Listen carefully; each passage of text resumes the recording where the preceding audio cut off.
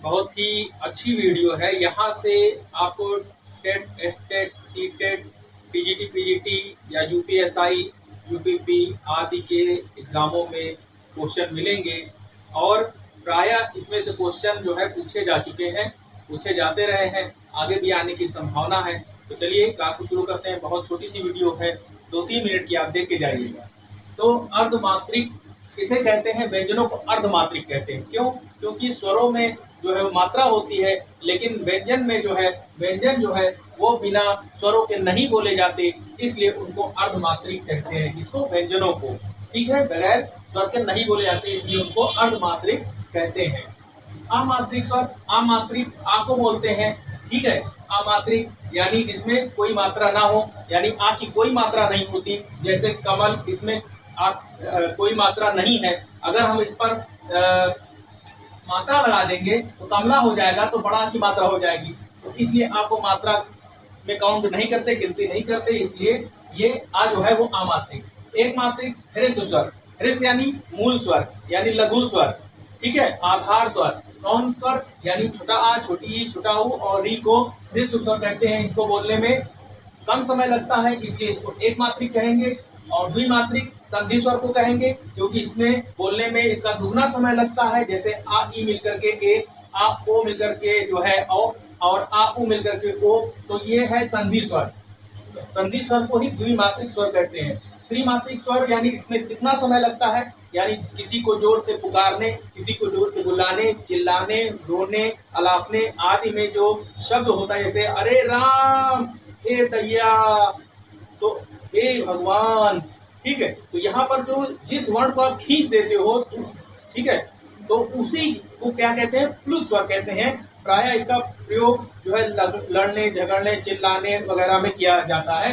ठीक है, या तो फिर आपने संस्कृत किताब पढ़ा होगा, वेद पुराणों में इसका प्रयोग करते हैं, ओम, इस तरह से। ये है प्लुत स्वर, इसी को त्रिमात्रिक स्वर भी कहते हैं। ठीक,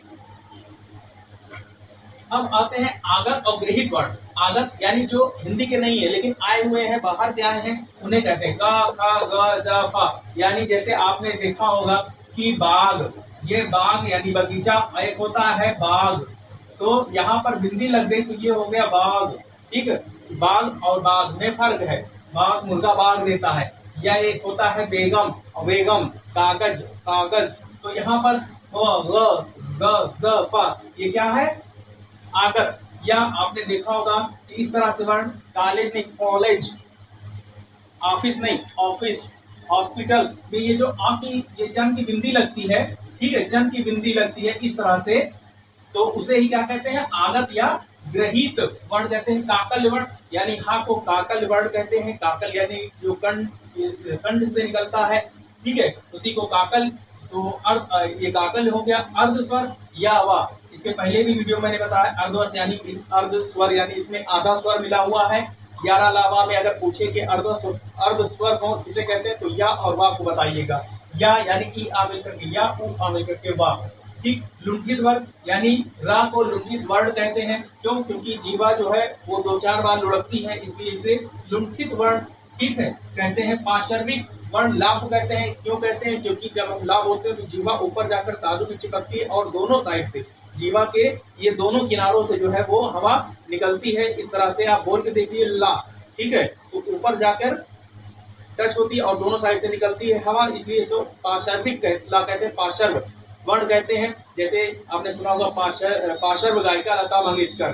ठीक है, तो ये पाशर्विक है। ला दंत मूल वर्तस यानी रा, ला को कहते हैं।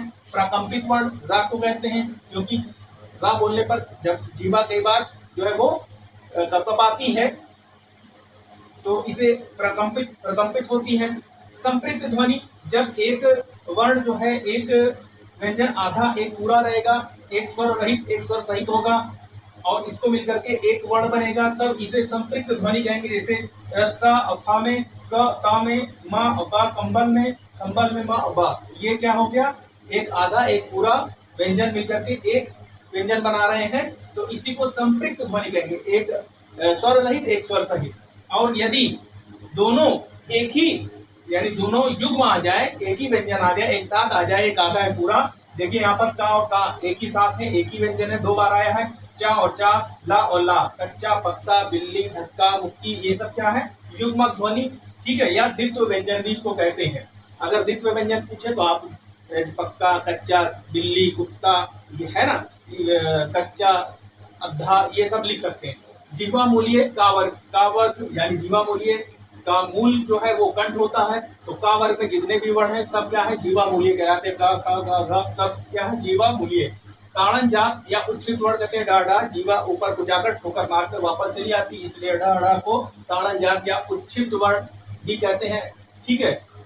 और रेफ, रेफ का मतलब जब र स्वर रहित तो होता है तो अपने आगे वाले ऊपर वर्ण पे लगता है, तो ऊपर जो रा लगता है इस तरह से उसे ही रेफ कहते हैं। जैसे धर्म में, कार्य में, कर्ण में जो रा लगा है ये रेफ है। और उसके बाद ये तो मैंने बता ही दिया, ठीक है। तो आप इसका स्क्रीनशॉट ले लें, ठीक। बहुत काम की वीडियो है, बहुत कम समय में आपको मैं 2-3 मिनट ले रहा हूँ। आप देख लीजिए, आपको यहाँ से एक क्वेश्चन 100% किसी भी एग्जाम में मिलेंगे। और आप ज़्यादा से ज़्यादा मेरी वीडियो को लाइक और शेयर करें। जय हिंद।